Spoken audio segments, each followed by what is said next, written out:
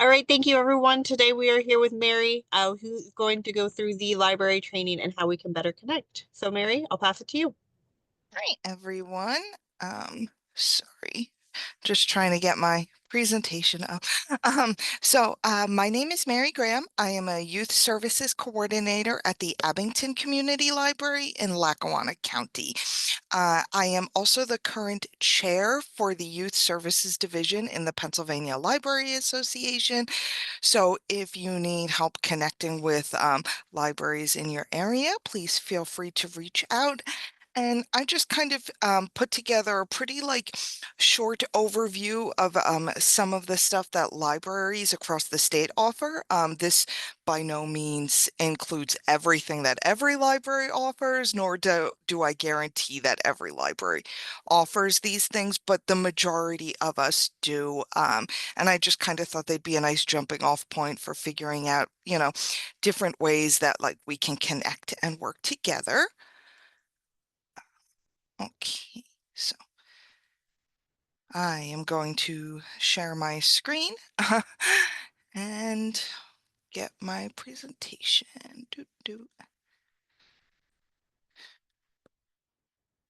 Okay, so can everybody see my screen? Yes, we can. Okay, so building brighter futures together. So just collaborative opportunities between libraries and Head Start to enhance early childhood education. Um, so why does it make sense for our two organizations to partner? We have a variety of shared goals, including but not limited to promoting early literacy and school readiness, supporting families and caregivers, and just building community engagement. We mutually benefit from being able to expand our reach and resources. Nonprofits, we're not built on money here, so we don't have the ability to buy big media campaigns and really, be pushing a ton of stuff out to the public. We just have to be very strategic in what we do share and hope that people come in to our buildings and kind of discover them.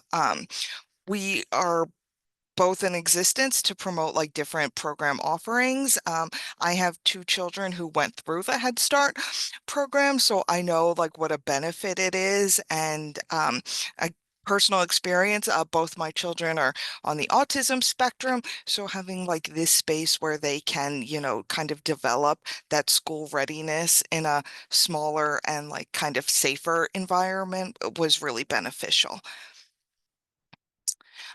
So one of the really cool things that a lot of the libraries in Pennsylvania offer is what's called a family place location. So what Family Place does is it transforms libraries into community hubs for early literacy, family education, and family support.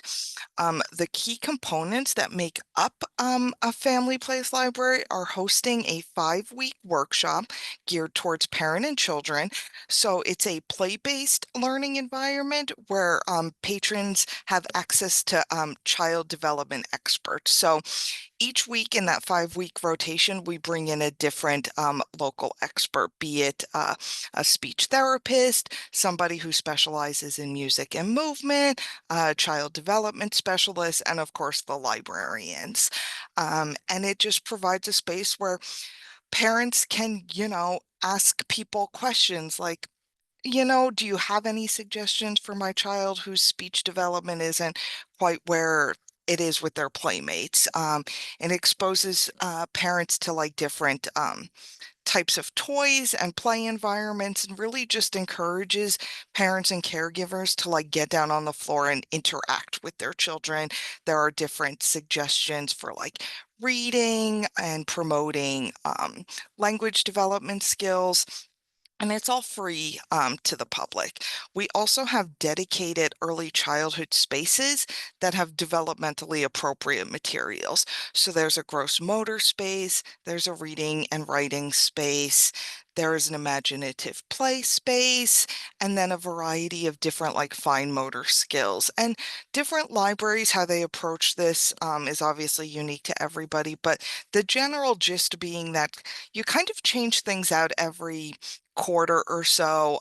Like right now at my library, they have it set up to be like a post office place. So the kids are like mailing letters and postcards, and there's like a little money machine. So it's like you can pay for your stamps, and it encourages that like group play within a specific setting.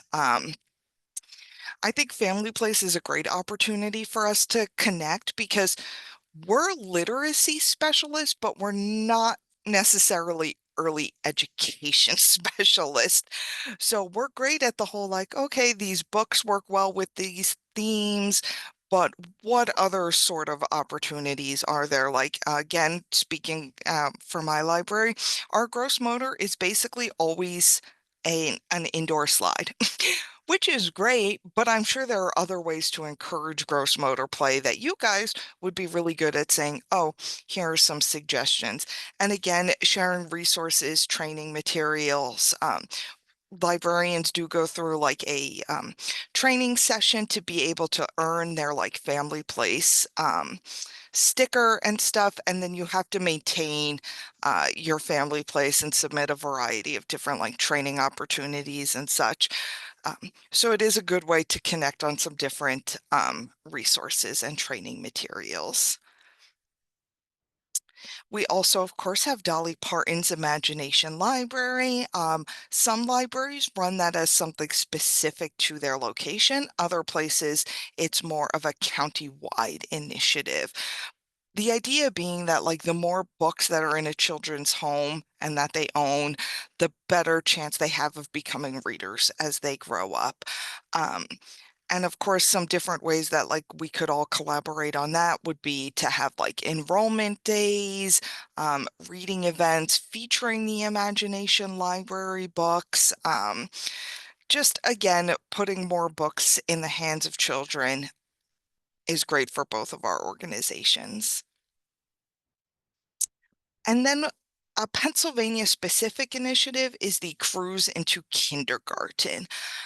So this is made up of a couple like key pieces, mainly the play K and kindergarten transition. So that is a 6 to 8 week series that libraries run, and it's got a variety of different themes, including like transportation, community helpers, and we basically kind of received a kit that helps us put together a curriculum to help get children ready to cruise into kindergarten.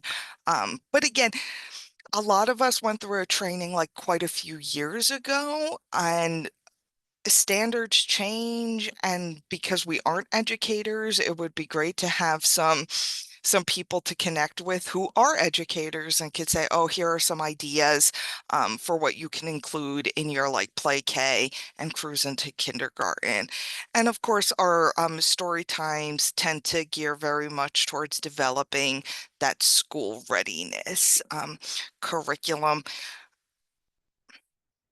And then just some like general ideas that I had were like, doing signups at your local Head Start for Library Card sign up month, coordinating together to create some like literacy and STEM kits, mobile library visits. I know in Lackawanna our new mobile library is going to be hitting the road in a couple weeks, so that is exciting. Family literacy nights and just, some general like resource sharing. And I think another big one is just kind of promoting each other. Like a lot of libraries use um, a newsletter, social media, e-blasts. And I think if we can like collaborate and coordinate on that, it's a great way to promote like both of our organizations.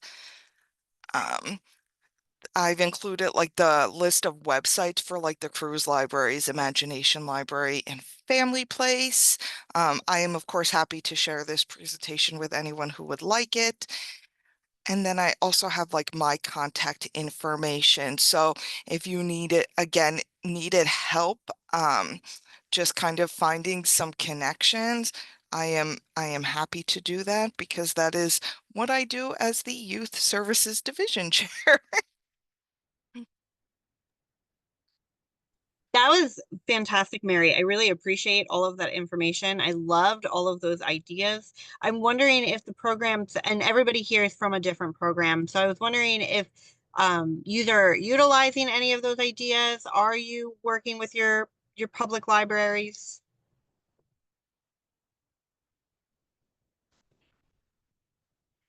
Amanda said in the chat, we do include library field trips on our early Head Start visits for families that aren't involved with their local libraries and have focused on highlighting each library's online services to persuade families to apply for a card. That's fantastic.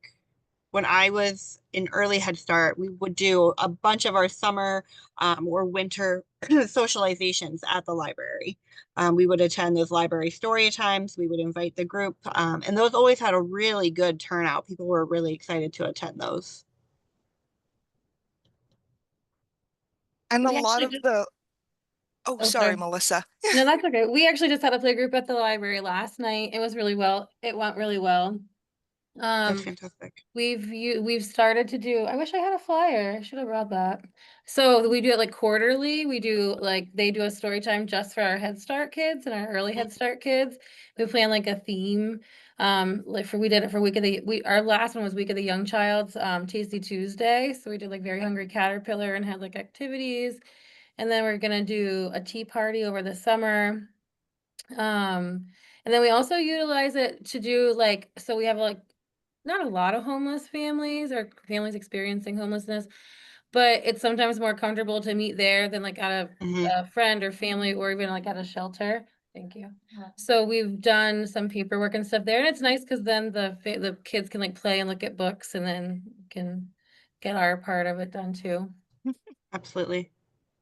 Yeah, great suggestions. Thank you. Many of our families don't have Okay. transportation to attend libraries on their own, which has created some, uh, mm, Ambivalence. thank you, towards getting a card. So again, Amanda, I'm not sure where you are, but I'd be happy to like do some research and maybe see if there is a mobile library that's available. A lot of libraries also would be happy to like partner with an organization like Head Start where they would like kind of send a kit of some books and stuff that would be checked out to Head Start. And then we usually kind of extend the borrowing time for those sort of materials. And then that way families are at least able to like get some books through the library without having to like come in person. Yeah, thank you, Mary. Amanda's in Jefferson and Clarion counties. Okay. I don't know where Amanda specifically is, but that's the program that she's working with.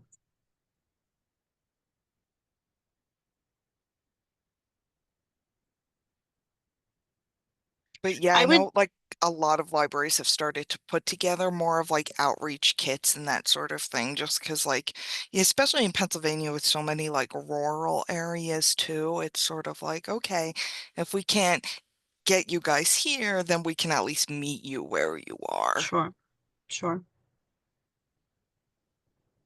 Yeah, Amanda said very rural. She'll look into what the local libraries are offering there. Thanks, Amanda. I would love to, Mary, if you could send me that slideshow. That was fantastic. I would love to share that out with our newsletter as well. Okay. Well, I want to pause if there's any other questions or comments, but I also don't want to take up your time. I know we are all incredibly busy.